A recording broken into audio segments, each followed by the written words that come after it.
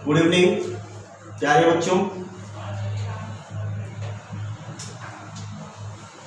बेटा आज हम लोग बिजनेस मैनेजमेंट में एक टॉपिक है हेनरी फेयोल द्वारा बताया गया प्रबंध का 14 सिद्धांत।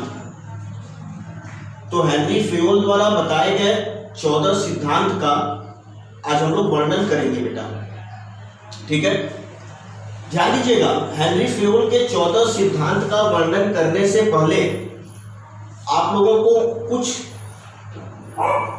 उनके बारे में भाई बता दिया जा रहा है ताकि आप उनके बारे में कुछ जानते रहें और इन सारी चीजों से, इन सारे टॉपिक से आपके एग्जाम में क्वेश्चन भी पूछ सकता है, क्वेश्चन भी बन सकता है बेटा।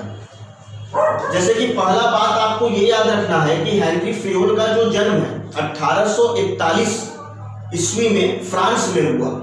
1841 में बेटा, 1841 में फ्रांस में हुआ, ठीक है। उसके बाद याद रखिएगा कि हेनरी फेयोल को बेटा आधुनिक प्रबंध का जन्मदाता माना जाता है। हेनरी फेयोल को आधुनिक प्रबंध का जन्मदाता माना जाता है। एक क्वेश्चन आपसे ये पूछ सकता है एग्जाम में कि हेनरी फेयोल ने प्रबंध के कितने सिद्धांतों का प्रतिपादन किया। तो हेनरी फेयोल ने प्रबंध के 14 सिद्धांतों का प्रतिपादन किया। वो 14 सिद्धांत बोर्ड पर बेटा लिखा हुआ है। अभी सभी सिद्धांतों पर हम बात करेंगे बारी बारी से, ठीक है। कुछ चीजें और याद रखिएगा, जैसे हेनरी फेयोल की एक पुस्तक है, पुस्तक का नाम है जनरल एंड इंडस्ट्रियल मैनेजमेंट, जो कि 1916 में प्रकाशित हुई थी। इस पुस्तक का नाम भी आप याद रखिएगा, पुस्तक का नाम है जनरल एंड इंडस्ट्रियल मैनेजमेंट, ठीक है बेटा। एक बात और याद रखिएगा कि हेनरी फेयोल ने प्रबंध के 14 सिद्धांतों का प्रतिपादन किया और इसी प्रतिपादन के कारण उन्हें प्रबंध के सिद्धांत का पिता की संज्ञा भी दी गई है। प्रबंध के सिद्धांत के पिता जनक की भी संज्ञा दी गई है। तो इन सारी बातों को याद रखिएगा बेटा। जैसे पहले हमने क्या बताया कि हेनरी फेयोल का जन्म 1841 में हुआ, ठीक है। कहाँ हुआ बेटा? फ्रांस में हुआ। हेनरी फेयोल के पुस्तक का नाम क्या है? तो जनरल एंड इंडस्ट्रियल मैनेजमेंट। ये पुस्तक कब प्रकाशित हुआ बेटा? तो 1916 में प्रकाशित हुआ। हेनरी फेयोल ने प्रबंध के कितने सिद्धांत बताए हैं? तो हेनरी फेयोल ने प्रबंध के 14 सिद्धांत बताए हैं और इन्हीं 14 सिद्धांत के कारण उन्हें प्रबंध के पिता की संज्ञा भी दी गई है। आइए, अब ये 14 सिद्धांत हैं क्या और इन पर क्वेश्चन कैसे बन सकता है, क्वेश्चन इन पर कैसे पूछा जा सकता है, अब इन पर हम लोग बात करेंगे और बारी बारी से इन 14 सिद्धांतों का हम लोग विस्तार पूर्वक अध्ययन करेंगे, ठीक है बेटा।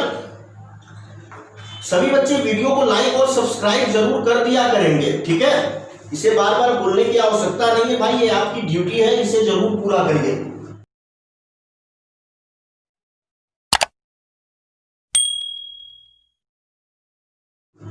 देखिए, हेनरी फेयोल के 14 सिद्धांत में बेटा जो सबसे पहला जो सिद्धांत है वो क्या है बेटा? कार्य का विभाजन। सबसे जो पहला सिद्धांत है वो क्या है? कार्य का विभाजन। देखिए, हेनरी फेयोल ने ये माना है कि प्रत्येक कार्य को, संस्था के प्रत्येक कार्य को सुविधाजनक बनाने के लिए छोटे छोटे भागों में विभाजित किया जाना चाहिए। बेटा ध्यान दीजिएगा, पहला सिद्धांत क्या है? कार्य का विभाजन। तो हेनरी फेयोल ने इसमें यह बताया है कि प्रत्येक कार्य को, संस्था के प्रत्येक कार्य को छोटे छोटे भागों में विभाजित कर देना चाहिए और छोटे छोटे भागों में विभाजित करके उस कार्य पर एक्शन लेने के लिए उन कार्यों को क्या करना चाहिए कि विशेष कर्मचारियों को सौंप देना चाहिए। बात समझिएगा हम क्या कर रहे हैं, या हेनरी फेयोल ने क्या बताया है कार्य के विभाजन में? उनका एक सीधा सा मानना यह था कि संस्था के जो भी कार्य हैं उन कार्यों को छोटे छोटे भागों में विभाजित करके उन कार्यों पर एक्शन लेने के लिए उन्हें क्या करना चाहिए? तो विशेष कर्मचारियों को सौंप देना चाहिए, विशेष कर्मचारियों को सौंप देना चाहिए। अब बेटा यहाँ जो विशेष कर्मचारी है, तो विशेष कर्मचारी का अर्थ क्या हुआ? तो विशेष कर्मचारी का अर्थ उन कर्मचारियों से है जो कि प्रबंध के उस कार्य के भाग को प्रभावपूर्ण ढंग से पूरा कर सकेंगे। बात समझिएगा, विशेष कर्मचारी वे कर्मचारी होगा जो कि अपने कार्य को पूर्ण रूपेण, ठीक है, पूरी रूप से पूरी तरीके से प्रभावपूर्ण ढंग से पूरा कर सके। ठीक है बेटा। दूसरा है बेटा, ध्यान दीजिएगा, तो इस प्रकार से कार्य का विभाजन जो हम लोगों का बात है वो कंप्लीट हुआ। ठीक है, आगे बढ़ने के पहले फिर से एक बार आपको जल्दी से बताना चाहेंगे कि कार्य के विभाजन में हेनरी फेयोल जी ने इतना बताना चाहा है कि भाई कोई भी संस्था है तो उस संस्था के कार्यों को छोटे छोटे भागों में विभाजित कर दिया जाए और उन प्रत्येक भाग को विशेष कर्मचारी को सौंप दिया जाए। यहाँ विशेष कर्मचारी से मतलब उन कर्मचारियों से है जो कि उस कार्य के भाग को पूरी तरीके से प्रभावपूर्ण तरीके से पूरा कर सके। ठीक है, अब देखिए जो दूसरा है बेटा, दूसरा है अधिकार एवं दायित्व। देखिए आप जानते हैं कि भैया प्रबंधक के कुछ अधिकार होते हैं, प्रबंधक के कुछ दायित्व होते हैं। हेनरी फेयोल जी का मानना है कि प्रबंधक के अधिकार एवं दायित्वों के मध्य समन्वय स्थापित कर देना चाहिए। फेयोल जी का मानना है कि प्रत्येक प्रबंधकों का क्या अधिकार है, क्या उनका दायित्व है, उन अधिकारों और उन दायित्वों के मध्य समन्वय स्थापित कर देना चाहिए। ठीक है बेटा, ध्यान दीजिएगा।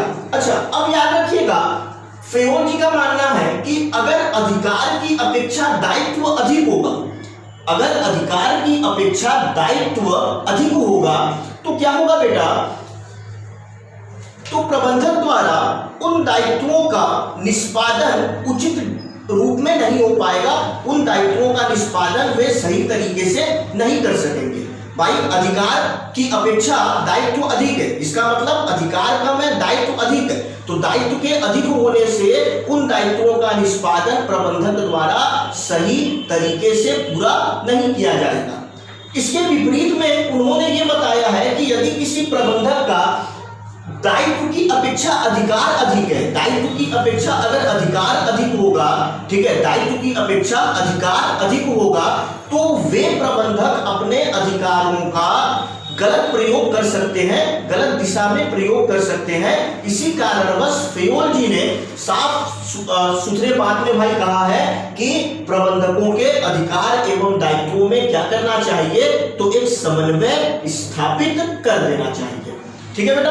तो दूसरा है, तो पहला क्या था, सिद्धांत कार्य का विभाजन, दूसरा क्या है बेटा, अधिकार एवं दायित्व। बोर्ड पर आपको दिख रहा होगा बेटा, बोर्ड पर आपको दिख रहा होगा 14 सिद्धांत लिखा गया है, आपको इन्हें एकदम अच्छे से लिखना है, इनको याद करना है और जो भी इस पर हम एक्सप्लेनेशन दे रहे हैं तो उन एक्सप्लेनेशन को ध्यान से सुनकर अपने शब्दों में आपको उसे लिखकर याद करना होगा। ठीक। तीसरा है बेटा, तीसरा अनुशासन। देखिए ये काफी महत्वपूर्ण है बेटा।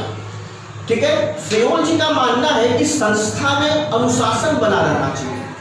फेयोल जी ने इस ध्यान दीजिएगा बेटा, फेयोल जी ने क्या कहा है कि भाई एक संस्था में अनुशासन बने रहना काफी आवश्यक है, क्योंकि यदि अनुशासन संस्था में नहीं होगा तो संस्था अपने निर्धारित लक्ष्य को प्राप्त नहीं कर सकेगा। इसी वजह से फेयोल जी ने माना है कि भाई संस्था में अनुशासन का होना बड़ा जरूरी है। अगर अनुशासन नहीं होगा संस्था में तो संस्था अपने लक्ष्यों को प्राप्त नहीं कर सकेगा। ठीक है बेटा, कोई दिक्कत? देखिए प्रबंधन जगत को छोड़कर अगर हम अन्य क्षेत्र में भी बात करें तो वहां पर भी अनुशासन का महत्व है। जब तक आप अपने क्षेत्र में अनुशासन का पालन नहीं करेंगे तब तक आप उस क्षेत्र में कामयाब नहीं हो सकेंगे। इन्हीं चीजों को देखते हुए फेयोल जी ने कहा है कि प्रबंधकीय क्षेत्र में, ठीक है, अनुशासन का बने रहना काफी आवश्यक है, क्योंकि अनुशासन बना रहेगा तभी प्रबंधक अपने संस्था के लक्ष्यों को प्राप्त कर सकेगा। ठीक है बेटा। उसके बाद बेटा तो तीसरा क्या था, अनुशासन। चौथा और पांचवा इंपॉर्टेंट है, इसको ध्यान से सुनिएगा। और इन दोनों टॉपिक से एग्जाम में क्वेश्चन पूछा जा चुका है। कैसे क्वेश्चन पूछा गया है इस पे अभी हम आपसे बात करेंगे, इनको एक्सप्लेन करने के बाद। देखिए, आदेश की एकता, चौथा क्या है बेटा? आदेश की एकता। अब ध्यान दीजिएगा बेटा, फेयोल जी का मानना है कि एक आदेश की एकता हम बता रहे बेटा, फेयोल जी का मानना है कि एक अधीनस्थ को केवल और केवल एक ही अधिकारी से आदेश मिलना चाहिए। आदेश की एकता मतलब आदेशों में एकता होनी चाहिए। आदेशों में एकता मतलब एक अधीनस्थ को केवल और केवल एक ही अधिकारी से आदेश मिलना चाहिए। बेटा इसका फायदा क्या होगा? तो इसका फायदा ये होगा कि जो भी अधीनस्थ है वो अपने कार्य मार्ग से, ठीक है, विचलित नहीं होगा, ठीक है, भ्रमित नहीं होगा, अपने कार्य मार्ग से भ्रमित नहीं होगा। उसको पता रहेगा, उसको ये बात स्पष्ट होगा, आदेश में एकता रहने से अधीनस्थ को इस बात मतलब ये बात स्पष्ट होगा कि भाई हमें सिर्फ और सिर्फ यही काम करना है। अन्यथा एक ही अधिकारी को अगर विभिन्न एक ही अधीनस्थ को अगर विभिन्न अधिकारियों से हम आदेश दिलवाएंगे तो वो अपने कार्यमार्ग से विचलित हो जाएगा। ठीक है, क्लियर है बेटा? अच्छा देखिए, 2019 में क्वेश्चन पूछा हुआ है कि एक अधीनस्थ को केवल और केवल एक अधिकारी से आदेश मिलना, ठीक है, क्या है? तो ये क्या है बेटा? आदेश की एकता। ये क्या है? आदेश की एकता। ठीक है बेटा? पांचवा पॉइंट बेटा निर्देश की एकता। पांचवा पॉइंट है निर्देश की एकता। आदेश की एकता चौथा पॉइंट समझ में आ गया होगा आप लोगों को। पांचवा पॉइंट क्या है? निर्देश की एकता। अब इसको समझिएगा। देखिए, हेनरी फेयोल जी ने यह भी बताया है कि समस्त अधिकारियों द्वारा अपने अधीनस्थों को दिए जाने वाले निर्देश में एक रूपता होनी चाहिए। समस्त अधिकारियों द्वारा, बेटा ध्यान दीजिएगा, समस्त अधिकारियों द्वारा निर्देश की एकता हम बता रहे बेटा, समस्त अधिकारियों द्वारा अपने अधीनस्थों को दिए जाने वाले निर्देश में एकता होनी चाहिए। और निर्देश में एकता तभी होगा जब उन प्रबंधकों का, जब उन अधिकारियों का लक्ष्य सेम होगा, लक्ष्य एक ही होगा। बेटा ध्यान दीजिएगा, अभी हमने कहा कि निर्देश की एकता में फेयोल जी ने यह बताया है कि प्रत्येक अधिकारियों द्वारा अपने अधीनस्थों को दिया जाने वाला निर्देश एक होना चाहिए। निर्देश एक होना, इसका मतलब क्या हुआ? निर्देश एक होना, इसका मतलब या आप ये कह सकते हैं कि निर्देशों में एकता कब होगी? जब उन अधिकारियों का लक्ष्य एक ही होगा। अधिकारियों का लक्ष्य एक ही होना, इसका मतलब है कि उन अधिकारियों को संस्था के हित में ध्यान में रखते हुए कार्य करना। ठीक है, ये लक्ष्य होना चाहिए। फिर से समझिएगा, लक्ष्य क्या होना चाहिए? तो लक्ष्य भाई ये होना चाहिए कि जो भी संस्था है, तो संस्था में उपलब्ध जो भी साधन है, संस्था में उपलब्ध जो भी संसाधन है, उसका इस प्रकार से कुशलतम प्रयोग करना ताकि न्यूनतम लागत पर अधिकतम उत्पादन की प्राप्ति हो सके। ठीक है बेटा? एक बार लास्ट बार आपको समझाना चाहेंगे निर्देश की एकता। देखिए, निर्देश की एकता में हमने आपको क्या बताया कि इसमें हेनरी फेयोल जी का मानना यह है कि प्रत्येक अधिकारियों द्वारा अपने अधीनस्थों को दिए जाने वाले निर्देशों में एकता होनी चाहिए। निर्देशों में एकता तभी होगी जब सभी अधिकारियों के लक्ष्य सेम होंगे। भाई लक्ष्य सेम होंगे तो ये लक्ष्य क्या होगा?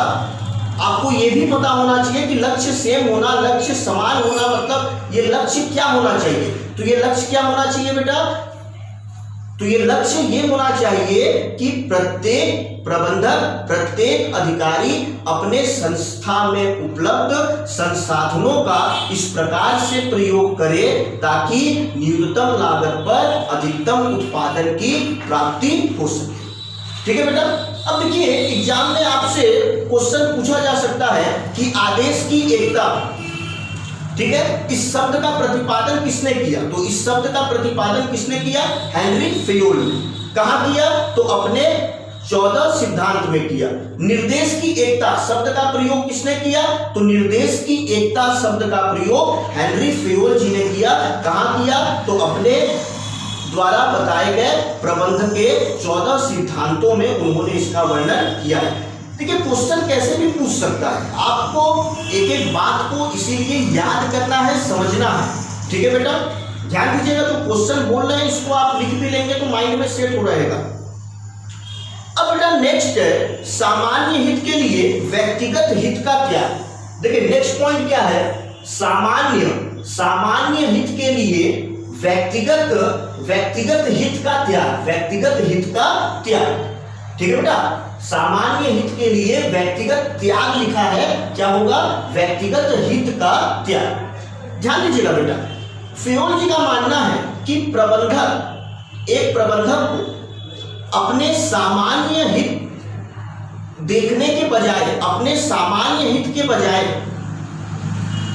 संस्था के सामान्य हित को ध्यान में रखते हुए कार्य करना चाहिए। इस सिद्धांत में फेयोल जी ने बताया है कि प्रत्येक प्रबंधक को अपने सामान्य हित के बजाय, अपने व्यक्तिगत हित के बजाय संस्था के सामान्य हित को ध्यान में रखते हुए कार्य करना चाहिए। देखिए सिंपल सी बात है, आप जानते हैं कि भाई प्रबंधक जो है अगर अपने व्यक्तिगत हित को ध्यान में रखना चालू कर देगा, अगर प्रबंधक अपने व्यक्तिगत हित को ध्यान में रखना चालू कर देगा तो फिर वो संस्था के लिए कार्य ठीक तरीके से, ठीक दिशा में नहीं कर पाएगा। ठीक है बेटा, जब आप अपने हित को ध्यान में रखेंगे तो आप ऐसे कितने निर्णय लेंगे जो कि संस्था के लिए उचित नहीं होगा। इसी कारण से हेनरी फेयोल जी ने बताया है कि प्रत्येक प्रबंधक को अपने व्यक्तिगत हित के बजाय संस्था के सामान्य हित को ध्यान में रखते हुए कार्य करना चाहिए। ठीक है बेटा, नेक्स्ट है कर्मचारियों का पारिश्रमिक। देखिए इंपॉर्टेंट टॉपिक है और सिंपल है भाई, कर्मचारियों का पारिश्रमिक। नेक्स्ट है देखिए 7वां, कर्मचारियों का पारिश्रमिक। अब देखिए फेयोल जी ने यह कहा है कि संस्था में जो भी कर्मचारी कार्य कर रहे हैं, संस्था में जो भी कर्मचारी कार्य कर रहे हैं, उन कर्मचारियों का उचित पारिश्रमिक निर्धारित करना चाहिए। उन कर्मचारियों का पारिश्रमिक इस प्रकार से निर्धारित करना चाहिए ताकि जो कर्मचारी है वो संतोष प्राप्त कर सके। कुल मिलाकर आपसे इतना कहना चाह रहे हैं बेटा कि प्रत्येक प्रबंधक को या प्रत्येक अधिकारियों को अपने यहाँ कार्य करने वाले कर्मचारियों को उचित एवं संतोषजनक पारिश्रमिक देना चाहिए। अगर आप अपने अधीनस्थ को, अगर आप अपने कर्मचारी को उचित एवं संतोषजनक पारिश्रमिक देंगे तो इसका फायदा ये होगा कि वो कर्मचारी अपनी पूरी क्षमता के साथ कार्य करेगा। और जब कोई कर्मचारी अपने पूरी क्षमता के साथ कार्य करेगा तब उस संस्था का लाभ एकदम निश्चित होगा। वह संस्था अपने लक्ष्य को प्राप्त कर सकेगी। ठीक है बेटा, कोई दिक्कत? 8वां है बेटा केंद्रीयकरण। देखिए ये दो शब्द जरूर याद रखिएगा, इससे क्वेश्चन पूछता है केंद्रीयकरण और विकेंद्रीकरण। ठीक है, 8वां ध्यान दीजिएगा बेटा, 8वां क्या है बेटा? केंद्रीयकरण। ध्यान दीजिएगा, देखिएगा केंद्रीयकरण। देखिए हमने आपको दो चीज बताया, दो शब्द बताया, एक केंद्रीयकरण और एक विकेंद्रीकरण। देखिए ये होता क्या है? हालांकि फेयोल जी ने विकेंद्रीकरण शब्द का प्रयोग अपने सिद्धांत में नहीं किया, लेकिन आपको इस पॉइंट को एक्सप्लेन करने के लिए, इस पॉइंट को समझाने के लिए हम केंद्रीयकरण और विकेंद्रीकरण दोनों को स्पष्ट कर रहे हैं। ध्यान दीजिएगा बेटा, ध्यान दीजिएगा बेटा, ये विकेंद्रीकरण क्या होता है पहले हम आपको ये बता दें। तो प्रत्येक ऐसा कार्य जो अधीनस्थों के महत्व को बढ़ाता है। प्रत्येक ऐसा कार्य जो अधीनस्थों के महत्व को बढ़ाता है। अधीनस्थों के महत्व को बढ़ाना मतलब उनको अधिक से अधिक अधिकार दिलाने से होता है। अधीनस्थों के महत्व को बढ़ाना, इसका मतलब उनको अधिक से अधिक अधिकार दिलाने से होता है। तो ध्यान दीजिएगा, हम कहना क्या चाह रहे हैं कि प्रत्येक ऐसा कार्य, लिख लीजिएगा इसको, इससे क्वेश्चन पूछेगा। प्रत्येक ऐसा कार्य जो अधीनस्थों के महत्व को बढ़ाता है, मतलब कि उन्हें अधिक से अधिक अधिकार दिलाता है, उसे विकेंद्रीकरण कहते हैं। विकेंद्रीकरण कहते हैं। आपसे एग्जाम में पूछ सकता है कि प्रत्येक ऐसा कार्य जो अधीनस्थों के महत्व को बढ़ाता है उसे क्या कहते हैं, तो उसे विकेंद्रीकरण कहते हैं। ठीक है बेटा, यहां अधीनस्थों के महत्व को बढ़ाना से मतलब उन्हें अधिक से अधिक अधिकार दिलाने से है। ठीक, और इसका विपरीत मतलब प्रत्येक अधीनस्थों को, प्रत्येक ऐसा कार्य, इसका विपरीत बोलने जा रहे हैं, प्रत्येक ऐसा कार्य जो अधीनस्थों के महत्व को घटाता है। प्रत्येक ऐसा कार्य जो अधीनस्थों के महत्व को घटाता है, अर्थात उन्हें कम अधिकार प्रदान करता है, अर्थात उन्हें क्या, उनके अधिकारों में कमी करता है, उसे हम क्या कहेंगे, केंद्रीयकरण कहेंगे। ठीक है बेटा, तो केंद्रीकरण विकेंद्रीकरण क्या है, उम्मीद करते हैं सभी बच्चों को अच्छे से आया होगा। एक बार फिर बता देते हैं कि भाई विकेंद्रीकरण क्या होता है, तो प्रत्येक ऐसा कार्य जो अधीनस्थों के महत्व को बढ़ाता है, अर्थात उन्हें अधिक से अधिक अधिकार दिलाता है, उसे विकेंद्रीकरण कहते हैं। और इसके विपरीत में प्रत्येक ऐसा कार्य जो कि अधीनस्थों के महत्व को कम करता है, अर्थात उनके अधिकारों में कमी करता है, उसे हम केंद्रीकरण कहेंगे।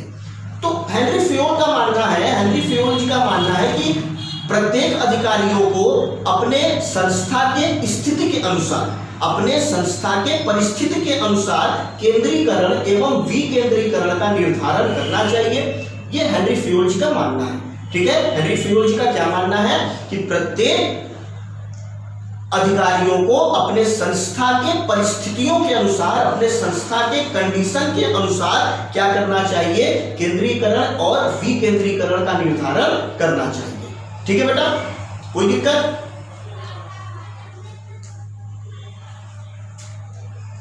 नेक्स्ट देखिएगा बेटा, अगर आप बोर्ड पर देख रहे होंगे तो पदाधिकारी संपर्क श्रृंखला, पदाधिकारी संपर्क श्रृंखला, बेटा इसे ही याद रखिएगा, हम लोग कहते हैं सोपान श्रृंखला। इसे ही हम लोग क्या कहते हैं, सोपान श्रृंखला। एग्जाम में आपको यह शब्द लिखा हुआ मिल सकता है। पदाधिकारी संपर्क श्रृंखला को क्या कहते हैं, सोपान श्रृंखला। अब देखिए ये क्या होता है बेटा, 9वां सिद्धांत, 14 सिद्धांत कुल है, हम लोग 9वें सिद्धांत को पढ़ने जा रहे हैं। देखिए सोपान श्रृंखला क्या है, तो किसी संगठन में सोपान श्रृंखला उच्चतम स्तर से लेकर निम्न स्तर तक के पदाधिकारी क्रम को दर्शाता है। सोपान श्रृंखला क्या करता है, तो उच्चतम स्तर से लेकर निम्नतम स्तर तक के पदाधिकारी क्रम को दर्शाता है। ठीक है बेटा, जैसे आपने पढ़ा है प्रबंध का स्तर, तो प्रबंध के स्तर को आपने 3 भागों में बांटा था, देखा रहा आपने भाई। सबसे पहले टॉप लेवल उच्च स्तरीय, फिर मध्य स्तरीय, फिर निम्न स्तरीय। आपने एक चीज और नोट किया था कि उच्च स्तरीय प्रबंध में भी अधिकारी हैं, मध्य स्तरीय प्रबंध में भी अधिकारी हैं, निम्न स्तरीय प्रबंध में भी अधिकारी हैं। तो इन अधिकारियों को एक सीधी क्रम में दिखाना, इन अधिकारियों को मतलब उच्चतम स्तर से लेकर निम्नतम स्तर तक के अधिकारियों को, पदाधिकारियों को जो क्रम दर्शाता है, जो क्रम प्रस्तुत करता है, उसे ही हम क्या कहते हैं, सोपान श्रृंखला। ठीक है, और इससे होता क्या है कि पदाधिकारियों के बीच एक संपर्क बना रहता है। सोपान श्रृंखला से होता क्या है, सोपान श्रृंखला क्या करता है, तो पदाधिकारियों के मध्य संपर्क व्यवस्था बनाए रखता है। ठीक है बेटा, सोपान श्रृंखला क्या है, तो एक ऐसी श्रृंखला है जो कि किसी संगठन में उच्च स्तर के प्रबंधकों से लेकर निम्न स्तर तक के प्रबंधकों के मध्य एक क्रम बनाता है, पदाधिकारी क्रम को बनाता है। ठीक है बेटा, उम्मीद करते हैं सभी बच्चों को समझ में आया होगा।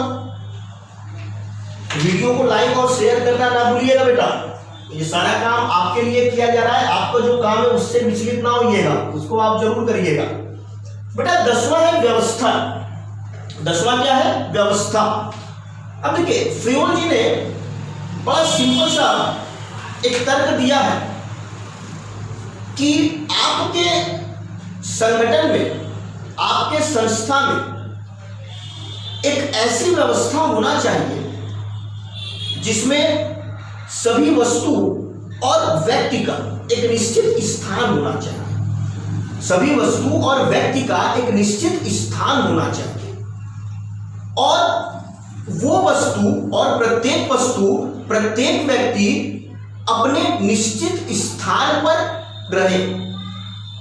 बात समझिएगा हम क्या कहना चाह रहे हैं। हेनरी फ्रियोल जी का मानना है कि किसी संगठन में एक ऐसी व्यवस्था होना चाहिए जिसमें प्रत्येक वस्तु, प्रत्येक व्यक्ति का एक निश्चित स्थान होना चाहिए, प्रत्येक वस्तु और प्रत्येक व्यक्ति का एक निश्चित स्थान होना चाहिए और वे प्रत्येक वस्तु, वे प्रत्येक व्यक्ति उस निश्चित स्थान पर बने रहना चाहिए, उस निश्चित स्थान पर ही कार्यरत होने चाहिए।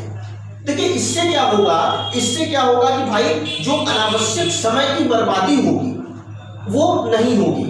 ठीक है, इस व्यवस्था से अनावश्यक समय की बर्बादी नहीं होगी, याद रखिएगा बेटा।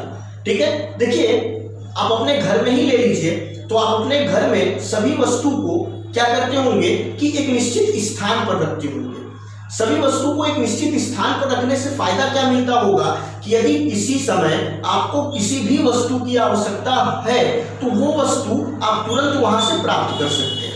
इससे आपकी समय की बचत होगी। अगर आप वस्तुओं को इधर उधर रखे रहेंगे तो फिर एक निश्चित समय में आप उस वस्तु को प्राप्त नहीं कर सकेंगे और आपका अनावश्यक समय बर्बाद होगा। इसीलिए फ्रियोल जी ने ये कहा है कि भैया संस्था में एक ऐसी व्यवस्था होनी चाहिए जिसमें प्रत्येक वस्तु और प्रत्येक व्यक्ति का अपना एक निश्चित स्थान होना चाहिए और वे प्रत्येक वस्तु और प्रत्येक व्यक्ति अपने निश्चित स्थान पर ही कार्यरत होने चाहिए। ठीक है बेटा, नेक्स्ट बेटा समता।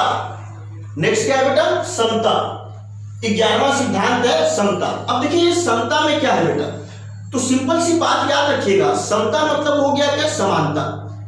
तो फ्रियोल जी ने बताया है कि भैया एक संस्था में जो भी कर्मचारी कार्यरत हैं तो उन कर्मचारियों के मध्य समानता होनी चाहिए। उन कर्मचारियों में बेटा जाति, क्षेत्र, धर्म, ये सभी जो तथ्य हैं ये बातें नहीं होनी चाहिए। ठीक है बेटा, बात समझिएगा। समता मतलब समानता। किसमें समानता, तो एक संगठन में जो भी कर्मचारी कार्यरत हैं उनके मध्य जाति, धर्म, इन सब तथ्यों की बात नहीं होनी चाहिए। ठीक है, क्लियर हो गया। नेक्स्ट क्या है बेटा, कर्मचारियों के कार्यकाल में स्थायित्व।